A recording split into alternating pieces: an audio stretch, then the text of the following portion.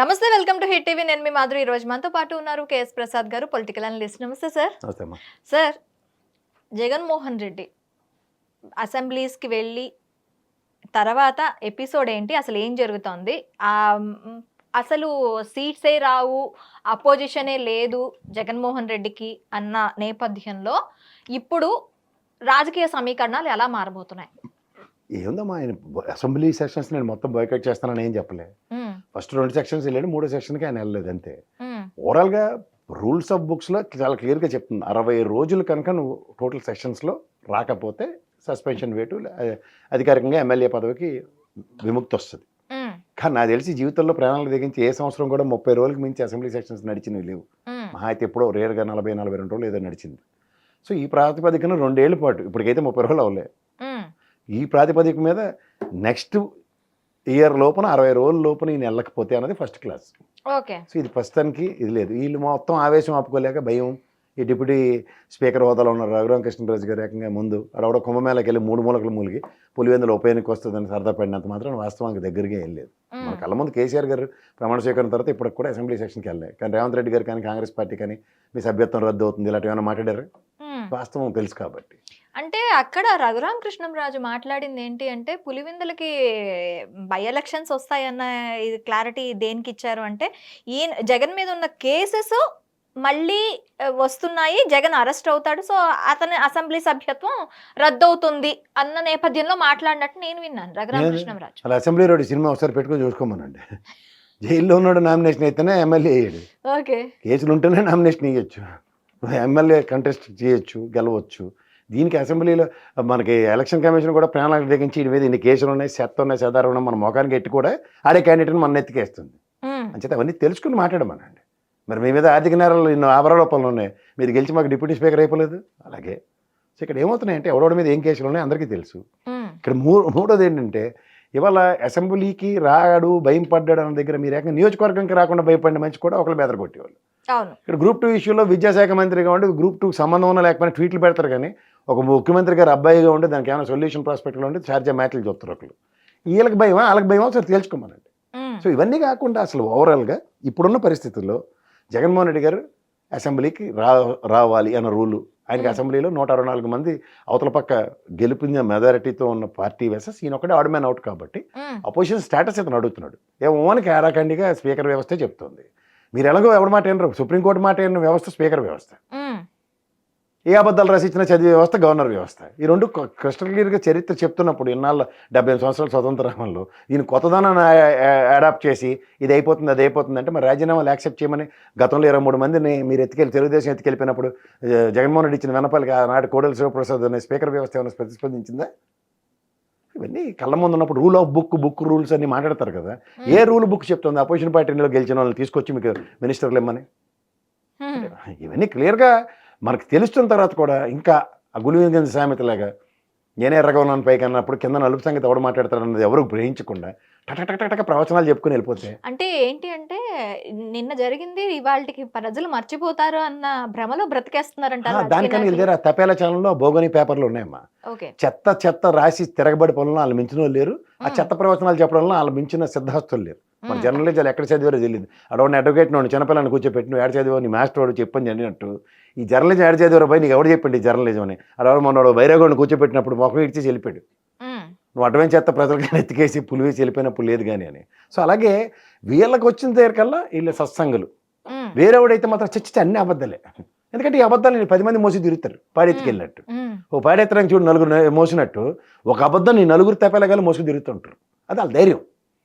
వాడు పౌడర్ వేసుకుని మరి కూర్చుంటాడు, కేజీన్నర వేసుకుని వాడైతే పులిహార కలిపి అబద్ధాలు చెప్పి అది నిజమయ్యేదాకా నిద్రపోడు. లాస్ట్కి అదంతా బూమెరాంగ్ అయ్యేసరికల్లా సుప్రీంకోర్టు లేదా గౌరవ వ్యవస్థలు ఏమైనా గట్టిగా ప్రతిపాదించరికల్లా ఓ సాన్లో అయితే తూచ్ ఇవాళ నుంచి ఇది వదిలేద్దాం మా ఇంక దీని గురించి ఎవరు మాట్లాడకూడదు, ఈ జట్టు పీసాను చిన్నపిల్లలు అన్నట్టు అలాంటివి ఎన్ని ఉన్నాయి.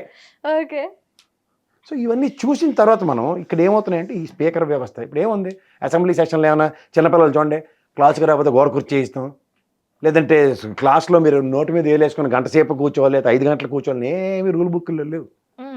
అలా బయట నుంచి వచ్చి సంతకం పెట్టి లోపలికి అలా తిరిగి ఎరా బాగున్నారా అని పలకరించి కూడా వెళ్ళిపోవచ్చు. అంతే ఏడు చేయగలరా?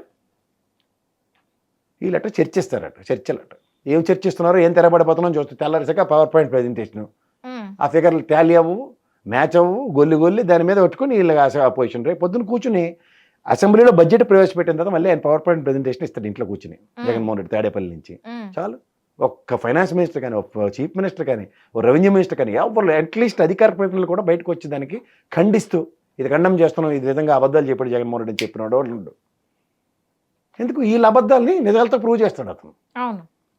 నేను ఎందుకని చెప్తుంది ఏంటి, RBI data, books of statistics, CAG రిపోర్ట్లు, బడ్జెట్ ఫిగర్స్, ఇవి ఎవరు కాంట్రడిక్ట్ చేయగలరు? చరిత్ర అవి.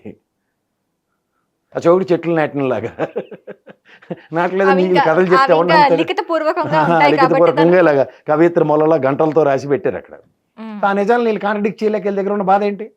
అది ఏదో విధంగా దాని మీద బుల్డోస్ చేసుకుని వెళ్దామని కాలక్షేపం చేస్తున్నారు. కాలక్షేపం చేసినా భూమి గుండ్రంగా ఉన్నట్టు సంవత్సరం తిరిగి బడ్జెట్ డే వస్తుంది.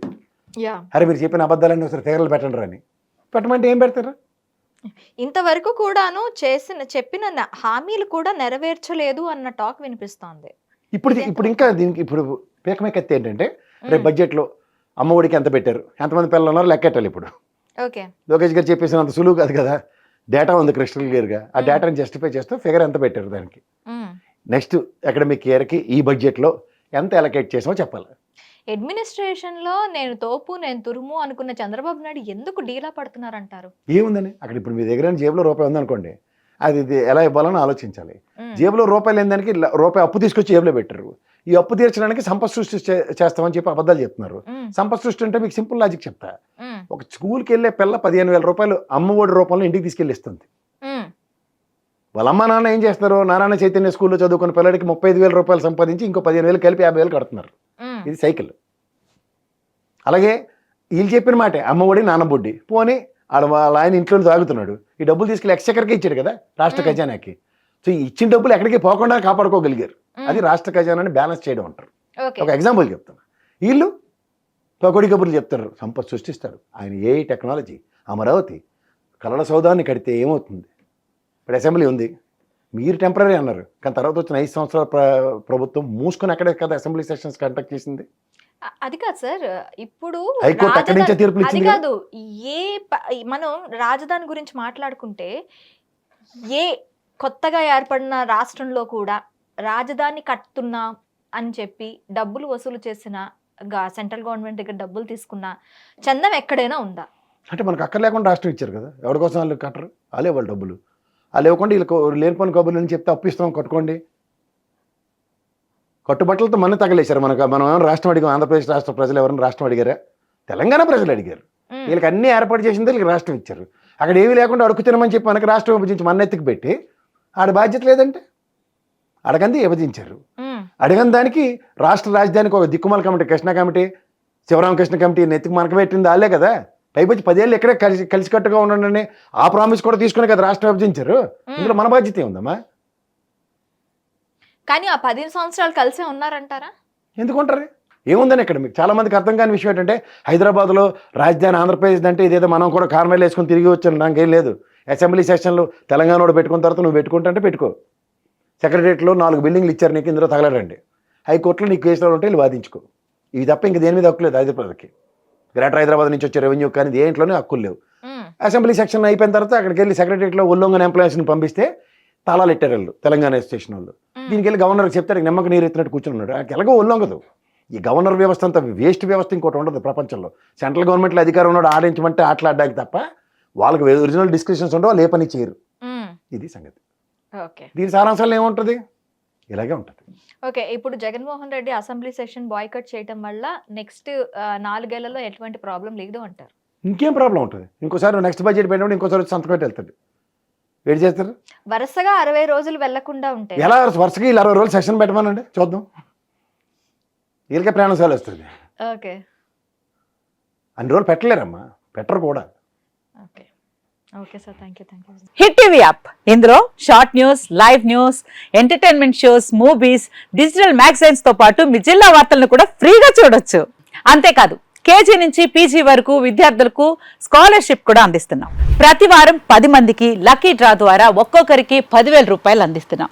ఇంకెందుకు ఆలస్యం, వెంటనే హిట్ టీవీ యాప్ ని డౌన్లోడ్ చేసుకుని ఫ్రీగా ఎంటర్టైన్మెంట్ పొందండి. Hit TV app. Hit TV app.